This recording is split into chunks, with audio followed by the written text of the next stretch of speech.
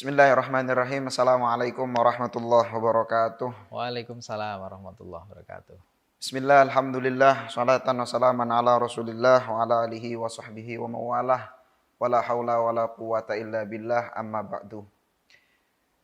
Bertemu lagi dan berjumpa lagi dengan kita semua, golongan dari para dai-dai muda dari Majelis Zikir Rijalul Ansor PC Banyuwangi. Baiklah, saya Nurul Yakin. Beliau yang ada di samping kiri saya adalah Gus Iqbal yang akan menjadi narasumber pada sore hari ini.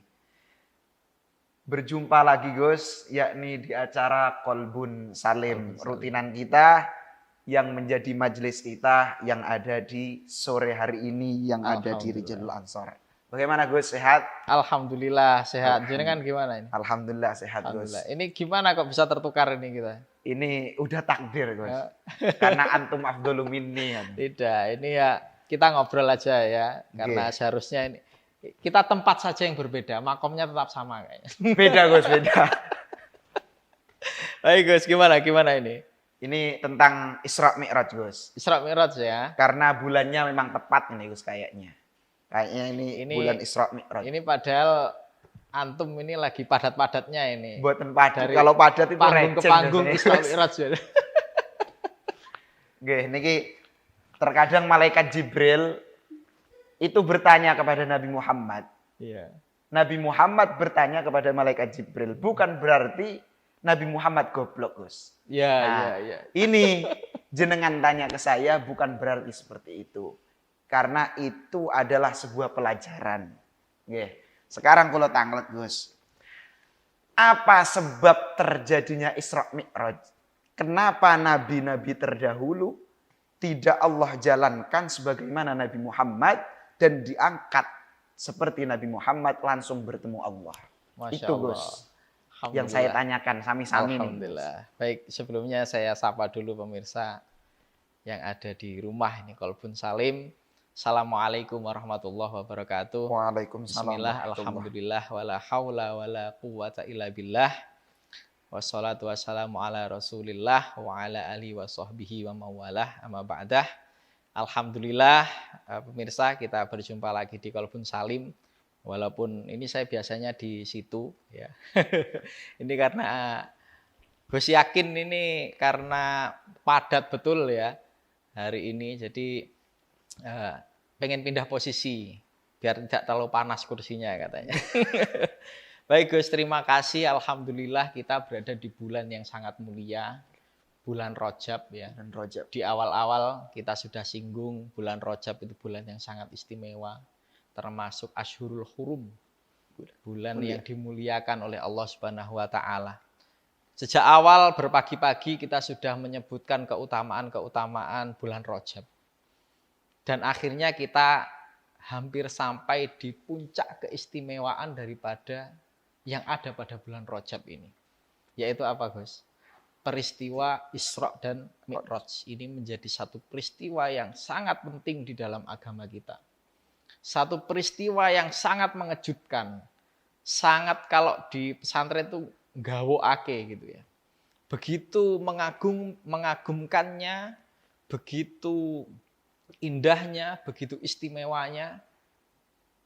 Kejadian itu terjadi pada tanggal 27 Rajab. Dulu anak-anak kecil itu sering menyanyikan itu Gus. Tanggal 27 pada bulan Rajab. Itu pasti hafal itu. Kalau sekarang kayaknya anak Gen Z ini sekarang tahu enggak kalau ditanya, coba jenengan biasanya ceramah di panggung itu, tanya anak Gen Z. Kemarin tadi itu Gus, itu ternyata anak-anak sekarang lagunya beda Gus. Apa itu? Saya tadi itu ngisi di SMA Negeri Rogo Jambi. Tadi barusan ini ya. Iya barusan tadi. Makanya agak ngantuk. Itu lagunya udah nggak kayak gitu Gus. Lagunya gimana? Waktuku kecil aku tak tahu yang mungil-mungil. Allah. Itu kan lagu-lagu udah yang nggak mendidik dan Gitu tidak lah. memuliakan bulan Rajab. Makanya kenapa sekarang suka sentil-sentil gitu. Baik ya. Itu tanggal 27 Rajab ya. Itu harus berarti hafal. Isra Mi'raj itu ulama sepakat pada tanggal 27 itu. Iya, meskipun mungkin ada yang mengatakan lain ya, tapi ulama mayoritas sudah masyhur bahwa tanggal 27 Rajab Ini Allah memanggil Nabi Nabi Muhammad, yaitu peristiwa Isra. Ya. Isra, ya kalau di Indonesia ini terkenal Isra Mi'raj ya. Padahal istilah Mi'raj itu jarang digaungkan oleh ulama-ulama kita ya. Karena yang paling penting itu adalah peristiwa dari Isra Mi'raj itu yang muwafaqah, ittifaq para ulama itu yang tidak ada perselisihan adalah peristiwa Isra itu. Kalau Mi'raj itu kan ya benar Mi'raj, tapi apakah jasadan waruhan dan lain sebagainya itu ulama berbeda pendapat. Ala kulli hal kita meyakini itu bahwasanya Nabi Muhammad itu betul-betul Isra dan Mi'raj sebagaimana di dalam Al-Qur'an disebutkan subhanalladzi asra bi 'abdihi lailam minal masjidil haram ilal masjidil aqsal ladzi barakna haulahu linuriyahu min ayatina innahu huwas samiul basir. Itu surat Al-Isra ayat pertama. Di situ sudah disebutkan bahwa subhanallah. Subhana ini menunjukkan sesuatu yang sangat istimewa, sangat luar biasa, yang tidak mungkin siapapun bisa mendapatkannya atau bisa melakukannya. Makanya tadi kenapa kok tidak nabi-nabi yang lain? Gitu kan? Dan saya membaca di Al-Quran itu, Gus. Tidak ada satu lafaz pun yang dimulai dengan kata subhana, Gus. Sudah ayat pertama surat di awal surat ya kan. Diawali dengan subhana. Ini betul-betul luar biasa. Luar biasa. Betul-betul sangat luar biasa. Akhirnya ini kalau para ulama ini subhanalladzi alladzi Allah itu maksudnya adalah ya litanzih ya. Kalau kita itu melihat sesuatu yang luar biasa, yang sangat istimewa, atau bahkan sesuatu yang kurang baik pun itu biasanya kita mengucapkan subhanallah. Karena mensucikan Allah dari segala hal yang buruk, mensucikan Allah dari segala sesuatu yang tidak mungkin, gitu kan. Karena apa? Allazi asra bi abdihi. Yang memperjalankan. Jadi bukan Nabi Muhammad itu atas karepe dhewe gitu ya. Bukan Nabi Muhammad atas karepe dhewe, wah saya kok pengen Isra begitu ya. Kenapa kok diperjalankan? Pertanyaannya kan tadi seperti itu juga kan. Kenapa diperjalankan? Ya, ini karena seperti yang kita tahu bahwa di situ adalah Nabi Muhammad SAW mengalami masa atau tahun-tahun yang biasa disebut dengan amul huzn. Tahun-tahun yang sangat menyedihkan. Galau berarti Nabi. Galau, ya Allah. Ini kalau saya ingat itu sedih ya. Bagaimana Nabi kita Muhammad SAW perjuangannya itu luar biasa. Sejak mulai. Kok bisa sedih Nabi Muhammad? Ya itu setelah mengarungi berbagai banyak cobaan dalam dakwahnya. Jadi cobaan Nabi Muhammad luar biasa, terutama dari segi fisik ya. Dihujat, bahkan bukan hanya secara verbal, tapi secara fisik, diludahi, dilempari, dan lain sebagainya. Itu semua Kanjeng Nabi masih kuat. Karena apa? Ada istrinya Sayyidah Khadijah. Ada pamannya Abu Thalib. Yang betul-betul melindungi, mengayomi, dan kemudian memberikan keamanan, kenyamanan. Ketika pulang ke rumah, ada istrinya Sayyidah Khadijah yang selalu menyemangati, bahkan menyupport bukan hanya dengan moral tapi juga material. Semua hartanya diberikan untuk dakwahnya. Dalam riwayat Sayyidah Khadijah adalah perempuan yang paling kaya, Gus. Yang paling kaya. Tapi saya kemarin itu baca dalam sebuah riwayat ketika Sayyidatina Khadijah mau meninggal, untuk membeli kain kafan saja tidak bisa. Matur kepada anaknya Fatimah untuk memintakan sorban atau gamisnya Kanjeng Nabi Muhammad. Masya Allah, ya. Padahal paling kaya. Bayangkan istri kurang bagaimana. Artinya di situ perjuangan Sayyidah Khadijah dalam mendukung dakwah suaminya itu sangat luar biasa.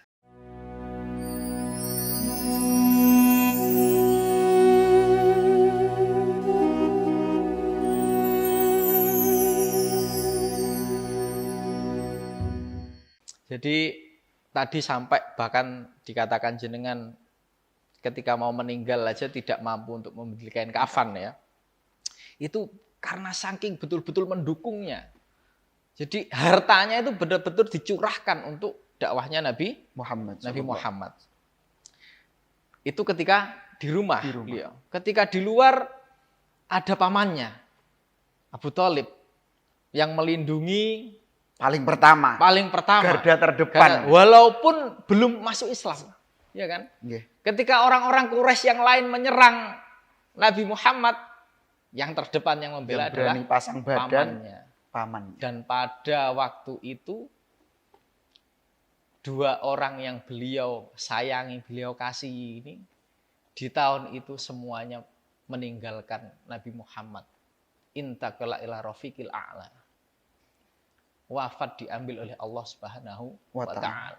Bagaimana tidak sedih? Kita saja yang punya orang tua yang selalu melindungi kita. Kita saja yang, jenengan sudah beristri belum ini? Dereng. Pandungan ini. Insya Allah sebentar lagi. Amin. Saya yang punya istri, itu bagaimana cintanya kita kepada orang tua, kepada keluarga kita, istri kita, yang selalu mendukung kita, mensupport kita. Kemudian harus diambil oleh Allah Subhanahu wa ta'ala. Maka Nabi Muhammad sebagai secara basyariahnya, sisi kemanusiaannya tentunya sedih, Gus. Sangat sedih bagaimana kehilangan sosok yang selalu mendukungnya. Makanya disinilah Allah Subhanahu wa ta'ala kemudian menghiburnya dengan asra bi abdihi, memperjalankan Nabi Muhammad sallallahu alaihi wasallam. Itu peristiwa Isra. Dihibur oleh Allah Subhanahu wa ta'ala untuk apa? Bertemu langsung dengan Allah Subhanahu wa ta'ala. Ila sidratil muntaha. Ini hiburan yang enggak gemen-gemen, bukan main itu. Jadi banyak sekali hikmah yang bisa kita ambil ya. Tapi sebelum nanti kita ke hikmah itu, Asra ini bagi saya sangat menarik. Bagaimana seseorang itu ketika sudah pasrah takwa kepada Allah Subhanahu wa ta'ala, menerima apa yang menjadi bagiannya, menerima kudrah dan iradah Allah Subhanahu wa ta'ala, qada qadar Allah Subhanahu wa ta'ala, ini kemudian ikut saja dengan Allah Subhanahu wa ta'ala. Jadi asra diperjalankan oleh Allah Subhanahu wa ta'ala, makanya kemudian ya tidak heran waktu itu hanya lailan. Lailan itu bukan dinakirohkan sama Allah. Itu bukan satu malam penuh itu. Itu hanya malam yang sangat pendek sekali. Karena apa? Asra diperjalankan oleh Allah Subhanahu wa ta'ala. Bisa 1 jam, 2 jam, 3 jam. Sangat pendek sekali itu.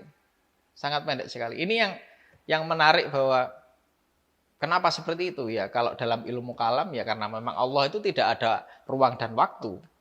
Bagi Allah tidak ada ruang dan waktu. Kita aja di Indonesia ini atau manusia ini yang menyangka bahwa ada ruang dan waktu. Padahal bagi Allah tidak ada ruang dan waktu. Itu kenapa? Hanya ketua-ketua saja yang dibatasi oleh waktu. Iya. Kalau Allah nggak seperti ketua, entah itu ketua PC, itu kan masih dibatasi oleh ruang dan waktu. Tidak dibatasi 5 tahun atau perpanjangan, enggak ada. Tapi ketika Allah, di Yasin itu Gus, sebelum selesai, idza arada syai'an ayyaqula lahu kun fayakun. Kun fayakun gitu. Jadi perjalanan itu sangat singkat sekali. Makanya asra bi abdihi. Bi abdihi ini juga menarik dalam ayat surat Al-Isra ini ya. Kenapa Allah menyebutnya bi abdihi? Yang menyebutkan Nabi Muhammad dengan panggilan hamba. Padahal di yang lainnya itu begitu dimuliakan. Ada Rasul, Nabi. Dipanggil ya ayyuhal mudaththir, wahai orang yang berselimut. Pengagungan yang lain terhadap Nabi Muhammad sangat luar biasa. Tapi pada ayat ini, peristiwa yang sangat dahsyat tadi, yang diawali dengan subhanallah tadi, ya kan? Yang sangat dahsyat dan hiburan bagi Rasul Shallallahu Alaihi Wasallam, diangkat ke Sidratul Muntaha, dipanggil sebutannya, pangkatnya dengan abdud, seorang hamba, dan itulah sebenarnya Gus, pangkat tertinggi bagi seorang hamba Allah Subhanahu wa ta'ala adalah pangkat sebagai seorang abdun. hamba. Ketika kita benar-benar diakui oleh hamba Allah, selesai sudah, Gus. Berarti Bagaimana? jabatan itu nggak ada apa-apanya sebenarnya, Gus. Tidak ada apa-apanya di mata Allah. Di mata Kalau Allah. di mata kita ini kayaknya masih bentuk Mengkilap. mengkilap ya. Bagi Allah Padahal kita yang seperti ini sebagai hamba itu adalah pangkat tertinggi menurut Pangkat Allah.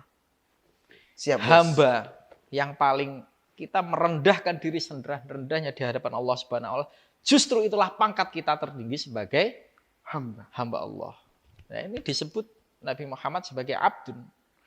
Sudah pasrah diperjalankan oleh Allah Subhanahu wa taala, bukan atas kemauannya, tapi memang Allah sendiri yang menginginkan dan memperjalankan, dan dipredikati sebagai seorang hamba yang harus tunduk, taat, dan patuh kepada Tuhannya.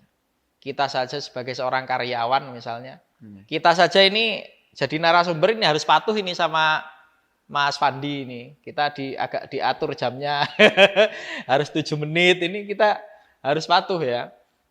Kalau nggak patuh, Kalau nggak patuh, ini repot ini. Oke. Bisa di-cut atau mungkin terus dipecat kalau sama bosnya kan, sebagai Iya, seorang Bos. karyawan. Lah ini sebagai hamba. tapi ini juga kayaknya pelajaran bagi kita, Gus. Kalau pengen sukses seperti itu, Iya. ya manut, Gus. Ya manut. Manut. Manut ya. Harus taat dan patuh terutama kepada Allah Subhanahu wa Kepada taala, posisi kita sebagai seorang Hamba. hamba. Jadi harus menghambakan diri, jangan sampai ada kesombongan di dalam hati kita. Sebiji dzarrah gitu kan, sekecil apapun itu, kita berusaha untuk menghilangkan kesombongan itu, karena ya pangkat kita tertinggi nanti di hadapan Allah adalah sebagai hamba. Kalau kita nanti diakui sebagai hamba, ya selesai kita nanti. Selesai kita. Kamu siapa? Ini kan repot. Nggih. Kita mau ke pendopo aja kalau nggak dikenal kamu siapa Kamu gitu siapa? kan. Nggak ada tok undangannya, ini nggak masuk. Tapi apa bisa ya, Gus? Kalau suatu saat saya kemana, kamu siapa? Saya hamba. Itu kok nggak mulia, Gus? Itu di hadapan manusia. Iya, Ya kan? Di hadapan manusia. Kalau di hadapan manusia, saya bupati gitu. Tapi di hadapan Allah ini yang paling penting ini. Walaupun jadi apapun, kita harus tetap menghamba kepada Menghamba kepada Allah. Nah ini kemudian asra bi abdihi lailan minal masjidil haram ilal masjidil Aqsa. aqsa. Perjalanannya dari mana, Gus? Dari Masjidil Haram ilal Masjidil Aqsa. Aqsa. Dari Palestina. masjid ke Masjid. masjid, ya kan? Bukan dari warung kopi ke warung Iya. kopi ya. Yaitu tadi itu ini lucu, Gus. Kan kalau dimaknai biasa, Iya. asro itu kan intinya perjalanan malam, Gus. Iya. Walaupun diperjalankan kalau dalam nahunya itu. Perjalanan malam. Aslinya kan kita ini kan sering isra, Gus. Iya. Cuma kan bedanya, kalau Muhammad Nabi kita, isroknya masjid ke masjid. Iya. Kalau Muhammad Banyuwangi, Gus. Ini. Jadi sering aslinya kita itu berisra, Gus. Iya, betul. Cuma tujuannya tidak pernah jelas, Gus. Tujuannya tidak pernah jelas. Tidak pernah ada maslahatnya kayaknya, Gus. Nah itu makanya asrol kita, perjalanan kita ini harus tadi mencontoh bagaimana Rasulullah Shallallahu Alaihi Wasallam diperjalankan oleh Allah. Dan ini yang menarik adalah dari Masjidil Haram ilal Masjidil. Ini kalau kita bahas panjang ini, Gus. Panjang, Gus. Kenapa Masjidil Haram secara ilmiah ya, secara historis ini Waktu ini nggak cukup, wah, Gus. ini yang penting ini Iya. kita coba kulik hikmah-hikmahnya ini. Semoga terutama kita ini mendapatkan hikmah yang luar Amin. biasa di momen Isra Mi'raj ini. Dari masjid ke masjid, Masjid. ilal Masjidil Haram ke Masjidil Aqsa. Aqsa. Alladzi barakna haulahu. Itulah kenapa kemudian Masjidil Aqsa itu sangat disucikan ya, sangat dikultuskan oleh umat Islam ya, karena memang Masjidil Aqsa ini tempatnya Nabi Muhammad Mi'raj ya, Iya. ke ila sidratil muntaha. Kemudian sampai yang paling penting adalah ketika sampai ke sidratul muntaha ya. Tadi hikmahnya itu sebagai hamba, kemudian naik. Kenapa ini sebagai hamba? Ternyata ketika sampai kepada Allah Subhanahu wa taala, itu kan sudah posisi yang hiburan yang luar biasa ya, bertemu dengan Allah Subhanahu wa taala. Bahkan Jibril dalam riwayat Jibril nggak sampai ke nggak atas. sampai. Pamit dulu, Gus. Pamit dulu. Mboten kiyat pun kula. Niki namung jenengan sing saged mlebet ngoten. Iya, tapi kalau dalam riwayat kan Allah itu zat, Gus. Iya. Cahaya. Jibril diciptakan dari cahaya. Gus. Cahaya. Kok bisa cahaya dengan cahaya kok bisa takut, Gus? Iya. Ini menarik ya terkait cahaya dengan cahaya itu ya. Tapi sebelum ke sana dulu, nanti kita cerita tentang cahaya ini di Nabi Musa ini ada hal yang menarik. Kenapa kok nanti ini, bolak-balik sebentar lagi. Tapi intinya apa? Ketika sudah sampai kepada Allah Subhanahu wa taala, Muhammad ini ternyata Allah itu mensyariatkan kepada kita semuanya adalah tentang syariat sholat. Ya. Sholat. Jadi momen Rajab ini adalah momen di mana umat Islam ini diwajibkan untuk sholat. Ya. Momen adalah wajib untuk sholat. Maka ini adalah momen penting untuk kita mengevaluasi, merefleksi lagi diri kita tentang sholat-sholat kita ini ya. Kita.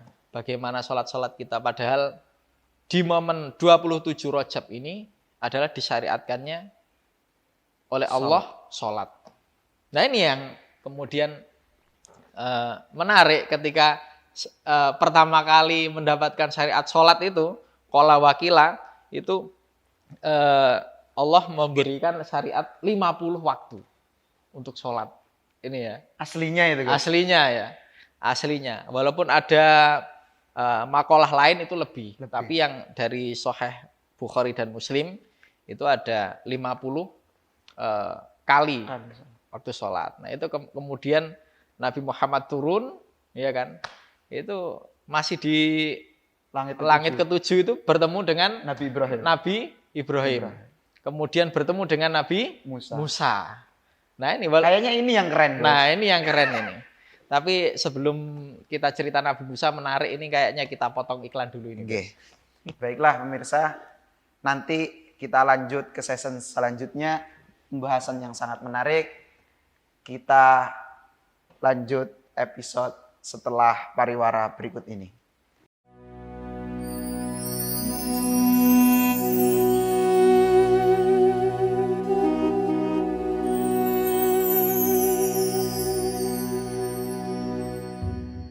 Bismillahirrahmanirrahim.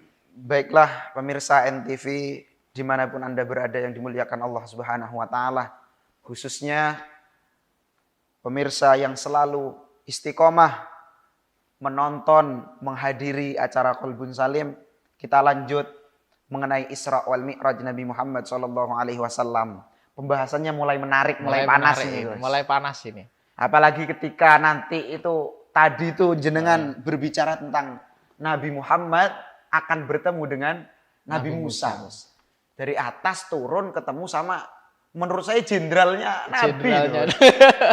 Itu kalau saya baca di Qissatul Isra Mi'raj, itu rambutnya Nabi Musa sangat panjang, Gus.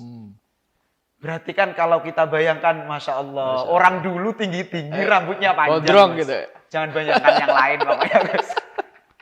Iya. Pun, panjenengan lanjut bagaimana ketika Nabi Muhammad itu bertemu dengan Nabi Musa. Iya. Cekcok atau bagaimana itu nggak tahu saya. Ini sudah masyhur ya, Okay. Sudah masyhur di kalangan kita umat Islam punya cerita Nabi Muhammad bertemu dengan Nabi Musa ketika Isra dan Mi'raj. Jadi kita ya punya utang budi juga lah, kira-kira begitu dengan Nabi Musa yang akhirnya ada takhfid atau diskon ya. Karena perdebatannya di situ. Ketika bertemu dengan Nabi Musa ditanya, apa hasil atau Allah memberikan apa kepadamu, memberikan apa tanggung jawab apa kepadamu setelah bertemu dengan Rasulullah? Oh, Nabi, saya itu disuruh atau diperintah untuk melaksanakan sholat 50 waktu. Nah ini kepada umat-umat saya juga. Kalau saya senang 50 waktu. Gitu kan. Kenapa? Itu bisa bayangkan nggak kita itu sholat 50 waktu itu gimana itu? 5 aja. 24 jam, 24 dibagi 50 berapa itu Gus? Ketemunya itu. Berapa Gus? Kayaknya. Kira-kira setiap 2 jam, 1 jam, 2 jam gitu kita sholat itu. Iya Gus, kayaknya kurang Gus. Iya. 24 ya. 25. Kayaknya per menit kita sholat Gus. Kayaknya kita baru makan gitu sholat gitu kan. Setelah makan kita sholat gitu kan. baru jalan berapa meter, aduh waktunya sholat lagi. Kayaknya Itu kan, hilang kemanusiaan kita. nah Gus. itulah gimana ini. Makanya kita termasuk harus apa ini punya utang budi gitu. Pada Nabi Musa. Oh, Nabi Musa. Nabi Musa tahu banget deh, tahu betul bagaimana umat Nabi Muhammad gitu kan katanya Nabi Musa, Nabi Muhammad gitu kan. Saya nggak enak kalau bilang mat misalnya. Nanti ini kena somasi. Tapi kalau Nabi Musa mesti Gus. Iya. Gak mungkin pakai Nabi. Tapi kalau para dai udah biasa kayak gitu aman ya. Jadi kok bisa kamu menerima begitu saja? Wong umat saya Bani Israel itu yang orangnya tinggi besar kuat-kuat gitu kan, metekel awake gitu. Otot kawat balung besi gitu kan. Itu saja ndak kuat, saya yakin ndak kuat, apalagi umatmu cilik-cilik ya kan. Mangane gaplek ya kan. Sabrang. Ya Allah. Aduh, semangane sego wae bendino ngantukan. Ya kan kalau kata dokter itu pagi-pagi kalau kita sarapan nasi itu malah bikin ngantuk sebenarnya. Apalagi campur terong.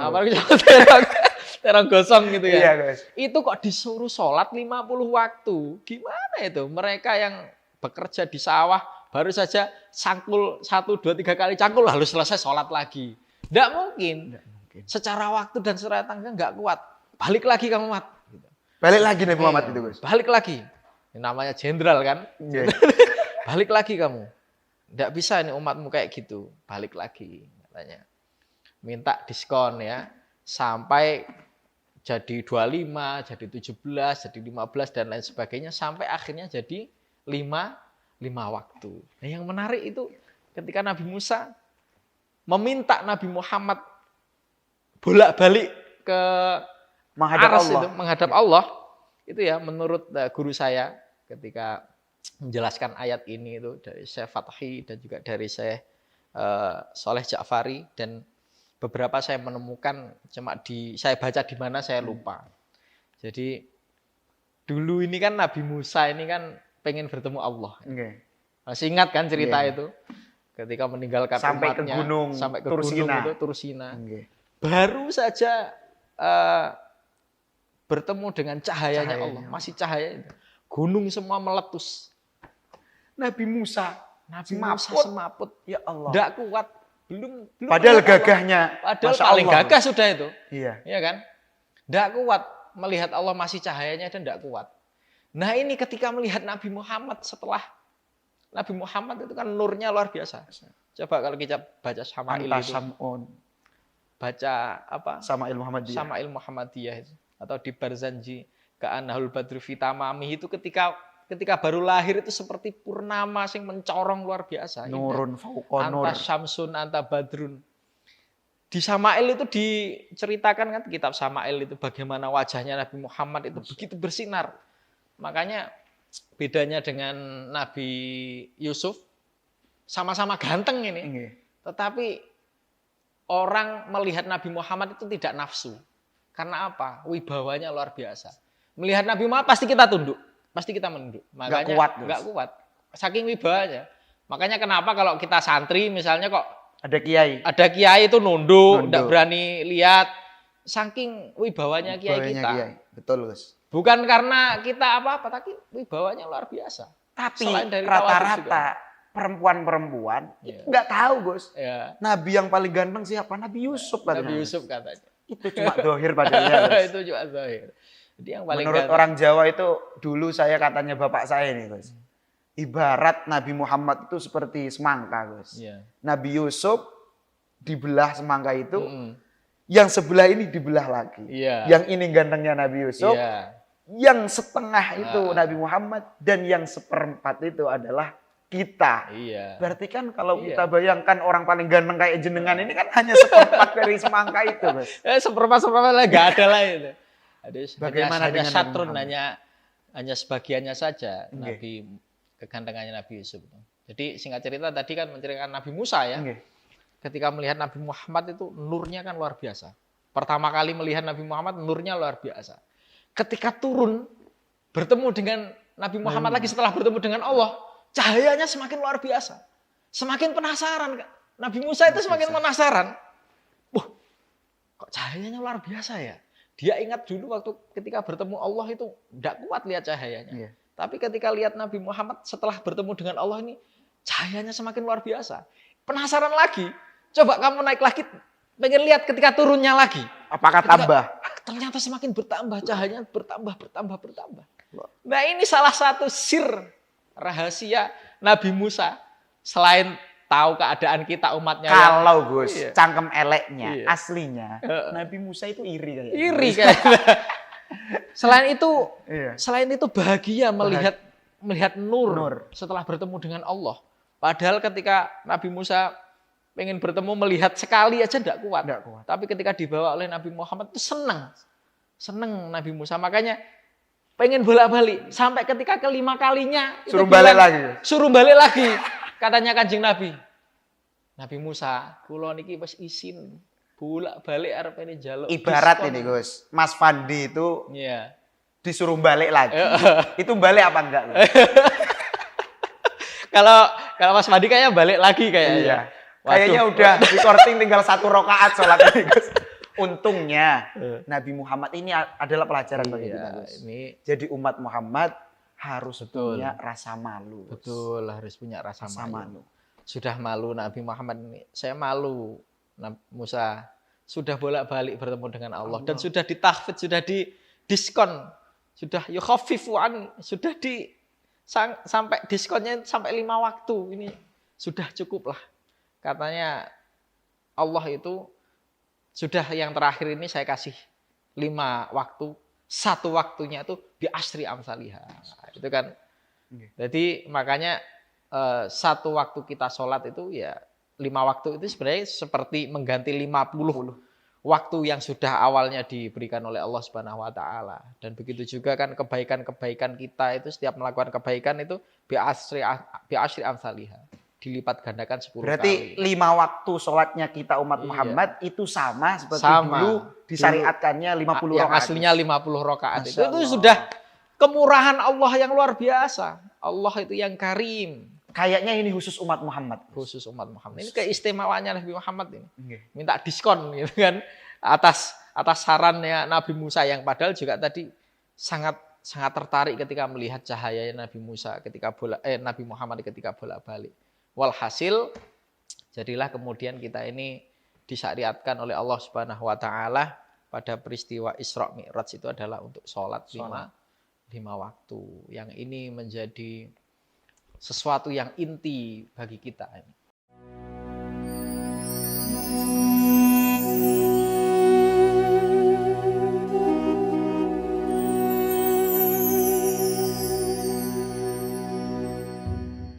Jadi saya selalu merasa tersindir, Gus. Oke. Merasa tersinggung ketika jenengan di panggung gitu menyentil tentang sholat atau kiai-kiai atau dai-dai yang lain di masjid-masjid atau di lapangan-lapangan ini Isra Mi'raj ini kan ramai kan. Terutama mengingatkan sholat ini berat Gus. Kalau kita tidak terbiasa, tidak selalu mencoba, walaupun tidak sempurna harus tetap kita lakukan. Ya ini jihad yang luar biasa. Karena intinya tadi adalah itu. Kalau mau dapat predikat abdun tadi, hamba, ya kita harus tunduk taat kepada Allah Subhanahu wa taala. Dan yang paling penting ketundukan itu adalah sholat. Disebutkan di beberapa riwayat dan diceritakan oleh kiai-kiai kita, kenangan kita nanti di akhirat yang paling kita rindukan dan ingin kita kembali lagi ke dunia adalah untuk sujud kepada Allah Subhanahu wa taala. Makanya kaitannya dengan Asra berjalan tadi, ada sunnahnya Kanjeng Nabi juga ketika kita bepergian kemanapun, ya kan, termasuk sunnahnya Nabi itu kan berjalan atau kalau sekarang ini healing ya, atau rekreasi. Itu jangan sampai lupa sholat di tempat di mana kita pergi. Karena itu nanti tempat-tempat mak'at, tempat-tempat kita sholat itu yang menjadi saksi. Semakin banyak tempat-tempat yang kita buat sholat, semakin banyak saksi-saksi yang menyaksikan bahwa kita di dunia ini sujud kepada Allah Subhanahu wa ta'ala. Tanah yang buat kita sujud. Itu saksi besok untuk kita menghadap kepada Allah dengan kenangan yang terindah adalah Sholat. Karena pertama kali nanti ya itu yang ditanyakan. Dan amal kita, puncak amal kita itu ya sholat itu. Sholat kita. Terus Gus, yang menarik di dalam sholat itu kata guru saya ini, ada ikrar kita kepada Allah Gus. Iya. Inna sholati Wa wa nusuki nusuki. wa mahyaya. Itu maksudnya gimana itu Gus? Hmm. Kok kita ini ikrar bahwa semua itu milik Allah? Padahal kan kayak sholat itu kan kita itu nggak tahu ini Gus. Ini kita menghadap Allah atau gimana ini? Iya. Itu coba jenengan jelaskan agar pemirsa NTV ini mengetahui bahwa sholat itu ya kita itu menyembahkan untuk Allah udah dohir batin kita besok. Agar kita, saya khususnya bisa tambah semangat sholatnya Gus. Ya Iya. biasanya nggak jamaah bisa jamaah ini Gus. Yang pertama, kita itu sebenarnya Allah itu tidak butuh terhadap sholat kita sebenarnya. Allah itu tidak butuh sebenarnya dengan amal kita. Amal kita. Kita mau melakukan apapun tidak ada manfaat dan maldharat bagi Allah Subhanahu wa taala. Justru manfaat dan maldharat itu bagi kita. Kalau tidak melaksanakan apa yang diperintahkan oleh Allah Subhanahu wa taala. Makanya ketika Allah memerintah sholat, ya itu sebenarnya untuk kita. Inna sholati, sesungguhnya sholatku ya untuk aku ini. Wa nusuki wa mahyaya itu harus lillahi ta'ala. Niat harus semata-mata menyembah kepada Allah Subhanahu wa ta'ala sebagai posisi kita sebagai seorang hamba agar apa? Agar kita nanti diberikan oleh Allah Subhanahu wa ta'ala status hamba yang benar-benar taat sehingga memberikan kita manfaat di akhirat nanti, di dunia dan juga di akhirat. Dan banyak di kata-kata itu Gus di media sosial, jagalah sholatmu untuk kemuliaan hidupmu. Apa benar Gus? Nah, Dengan sholat hidup kita bisa mulia, apa benar itu? tentu seperti yang dikatakan oleh sebagian riwayat ya, dan juga ulama menjelaskan. Ini berkait kelindan dengan Mi'raj ya. Isra Mi'raj ini pas kan Mi'raj. Jadi kalau Nabi Muhammad Isra Mi'rajnya itu ruhan wa jasadan, kalau kita ahlu sunnah wal jamaah itu ruhan wa sajadan wa jasadan yang kita yakini. Nabi Muhammad Isra dan Mi'raj kepada Allah Subhanahu wa taala. Makanya umatnya itu juga Isra wal Mi'raj. Mi'rajul muslimin innas sholata mi'rajul muslimin. Salat itu mi'rajnya orang mukmin. Jadi kita menghadap kepada Allah itu ya dengan sholat kita itu tadi. Jadi sebenarnya kita sholat itu ya menghadap kepada Allah Subhanahu wa taala. Kalau dan ini syaratnya salah satunya supaya dapat apa tadi? Kemuliaan Hidup ini Gus. Iya. Yaitu salah satunya yang paling penting adalah harus khusyuk. Khusyuk ini memang berat tapi harus dilatih. Bagaimana dalam Al-Quran disebutkan soalnya banyak kan yang ngomong Gus, sholat tapi kok tetap kayak gini gitu. Iya. Padahal guru-guru kita berwasiat sholat itu yang membuat kita. Betul. Makanya dalam ayat lain kan Allah menyebutkan wasta'inu bis-sabri was-shalah. Wa innaha lakabiratun illa 'alal khashiin. Kenapa enggak wa innahuma? Ya kan? Sebagian riwayat sebagian mufasir menjelaskan hanya ini balik kepada sholat. Karena lakabiratun, karena itu sangat berat. Illa alal khashiin, kecuali orang-orang yang khusyuk. Benar-benar lillahi ta'ala sholatnya. Bukan karena ingin dipandang oleh manusia, oh dia orang alim, dia orang abid. Kemudian saya supaya dicintai oleh orang lain, supaya dielulukan saya sebagai ustadz, sebagai orang lain, supaya saya didengarkan omongannya. Bukan itu, tapi niatnya lillahi ta'ala sudah. Di dalam ayat yang lain, innas sholata tanha anil fahsya wal munkar. Sholat itu mencegah perbuatan keji dan mungkar. Berarti benar ya Gus, kalau kita sholat, insya Allah sejelek-jeleknya manusia, sejelek-jeleknya kita, anak muda khususnya ini Gus. Jenengan udah tua Gus. Wah, saya masih muda ini. Saya masih muda ini. Saya yang masih muda ini kan biasanya kan menggebu-gebu untuk melaksanakan sesuatu yang mungkar. Justru sebaliknya itu pertanyaannya itu dibalik. Gimana Mas? Kalau sudah sholat saja, kalau sholat saja masih melakukan mungkar, Apalagi apalagi tidak sholat. Nah, Begitu. betul itu, Gus. Jadi harus tetap melaksanakan. Sholat. Dengan harus punya cita-cita khusyuk. Gitu. Harus punya cita-cita khusyuk. Ya kita susah lah khusyuk sekarang ya misalnya. Tapi bukan berarti tidak bisa. Nggak bisa. Minimal kalau kata kiai saya waktu menjelaskan ayat ini, salah satu khusyuk minimal dalam kita sholat itu ya, ada 1 detik di mana kita benar-benar ingat kepada Allah Subhanahu wa taala bahwa kita sholat itu memang untuk Allah Subhanahu wa taala. Makanya di dalam mazhab kita niat sholat itu adalah ketika kita takbiratul ihram itu di dalam hati kita itu mengucapkan ya saya sholat lillahi ta'ala. Itu salah satu melatih kita supaya khusyuk. Jadi tetap harus diperjuangkan walaupun tidak khusyuk dan lain sebagainya. Harus kita Sayyidina Ali dalam riwayat gagal khusyuknya. Iya. Cuma dalam Al-Fatihah kalau nggak Iya. salah itu, Gus. Apalagi kita yang Sayyidina Banyuwangi itu, Gus. Iya, makanya ayo semuanya pemirsa khususnya Al-Fakir bareng-bareng kita nggak khusyuk itu sudah wajar, Gus. Iya. Karena tingkatannya aulia, sahabat itu khusyuknya nggak sampai selesai. Betul. Cukup kita khusyuknya 1 detik katanya Gus Iqbal itu sudah baik. Minimal. Detik. Sudah baik. Makanya yang jelek-jelek kayak saya tingkah lakunya, ayo semuanya jangan sampai meninggalkan sholat. Yang sholat saja masih bisa jelek, Iya, apalagi nggak sholat. Iya, makanya karena apapun amal kita, nanti yang pertama itu yang paling berat adalah amal sholat kita. Dan yang dihisap katanya sholat dulu, Gus. Iya. Kalau sholatnya baik, gitu kan, insya Allah yang lain mengikuti. Kalau sholatnya buruk, ya seperti itu. Kabeh milundas dasane kan. Berarti puncak dari syariat itu adalah sholat. Karena mi'rajul mukminin as-sholat. as-sholah. Baik, Gus. Kayaknya waktu sudah selesai, Iya. Gus. Mudah-mudahan mulai awal hingga akhir kita membahas tentang kemuliaan Rajab, peristiwa Isra Mi'raj, menjadikan kita menjadi spirit, semangat untuk kita menjalankan syariatnya Allah Subhanahu wa taala, khususnya adalah sholat. Karena sholat adalah tempat mi'raj kita, menghadapnya kita kepada Allah Sang Maha Pencipta. Saya Al-Fakir Nurul Yakin dan beliau Gus Iqbal mohon pamit, undur diri, mudah-mudahan manfaat, barokah dan diridhai Allah Subhanahu wa taala. Amin. Wassalamualaikum warahmatullahi wabarakatuh.